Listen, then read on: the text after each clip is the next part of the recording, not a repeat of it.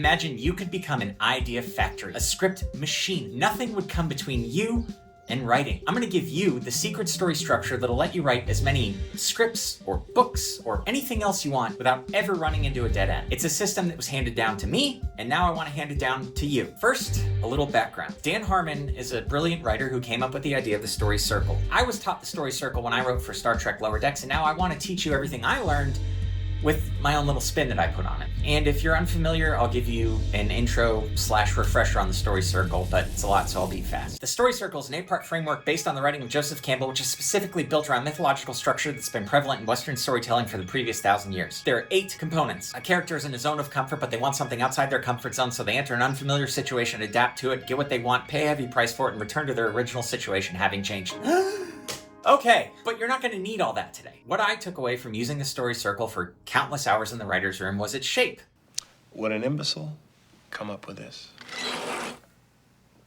If you're watching this and you have a great idea for a script, but you don't even know how to do a script format properly, don't worry. I have a video covering that. You can just check it out right here. You don't need expensive software, you don't need years of experience, but you do need to subscribe so I can keep teaching you stuff like this. So now you have an idea for a script. Where do we start? Get yourself a whiteboard or a piece of paper, draw yourself a circle, split it in half, and then split it in half again. This is all you're ever going to need to tell a great story from here on out. Think of this half of the circle, the top half, as order, and think of the bottom half as chaos. Now think of this side of the circle as dishonesty. And finally, this side is honesty. Let's go ahead and put a character up here at the start of their journey. Boom. They're in a state of order, but dishonesty. So on the surface, things look right, things look normal, but they're lying to themselves and others about what they might want, what they're looking for, what they need. Instead of using Star Wars, which is the example everyone uses for this, I'm gonna use a different 70s movie. I'm gonna use Jaws. So right here, this is Chief Brody. This is him in Amity. Everything's normal, gearing up for summer. But he just found a bunch of pieces of a swimmer on the beach. And theoretically, you shouldn't find swimmers on your beach chomped up. Your character reaches this point right here called the threshold. This is where our character goes from a state of order to a state of chaos. The coroner says that the pieces of that swimmer probably due to a shark attack. Brody wants to close the beaches, but the mayor doesn't want to lose the summer business, so he keeps the beaches open. Everybody's lying. We're deep in the dishonesty over here. One nice day on the beach, got a guy wearing a weird hat, and Chief Brody looks out and sees a little kid get attacked. Boom. Now we're into chaos. Everybody's lying, and everything is getting worse for our characters. Our little stick figure here, because they're an active contributing member of the story, they're trying to get things back to equilibrium. They're trying to get back to the order, but they're doing it in a dishonest way. The town announces a reward for the shark, and now this drunk captain interrupts the town council meeting, and Chief Brody's trying to keep everybody from going hysterical. Suddenly there's like 1 billion amateur shark hunters everywhere. Complete pandemonium. It's going nuts.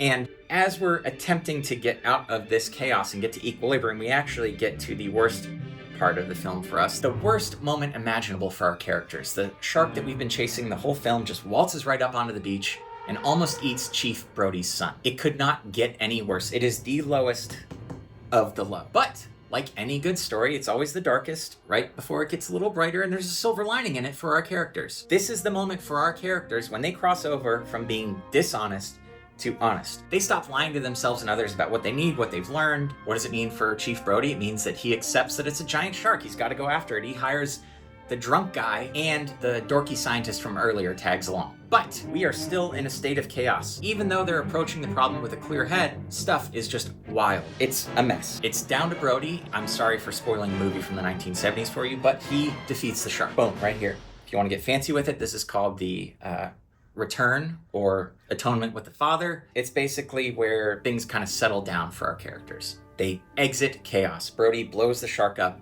and what do you know? The nerdy scientist pops up too. And now all that's left for him and the nerdy scientist to swim back to their normal lives in a state of order. Everything's back to normal for our characters, plus all the knowledge and experience that they gained from this film. Maybe Brody starts up a shark hunting business. We'll never know. And there aren't any sequels to Jaws to answer this question. The important thing to remember is that people are either going to be lying to themselves and others, or finally honest for once, and they're either going to be calm and in a state of order, or in chaos, which is probably going to be where your characters live for most of the movie. Opposite points on the circle are also going to be opposite ideas in the story. Right here, big shark comes into town. Right here, big shark blows up. And look at the shape of this circle. It's not a straight line. Things don't just happen boom, boom, boom in a row. It's like you're driving down a road and you don't see what's up ahead. Use that to your advantage while you're writing. Curvature. You gotta keep the audience on their toes. They're kind of trying to peek ahead and figure out what's going on, but you're always one step ahead. If you have more questions about this, throw them in the comments. I'll get to as many as I can. Start watching movies with this framework in mind. Start trying to pick out specific scenes where these moments happen. And as always, subscribe to learn more and share this with the writer or filmmaker in your life.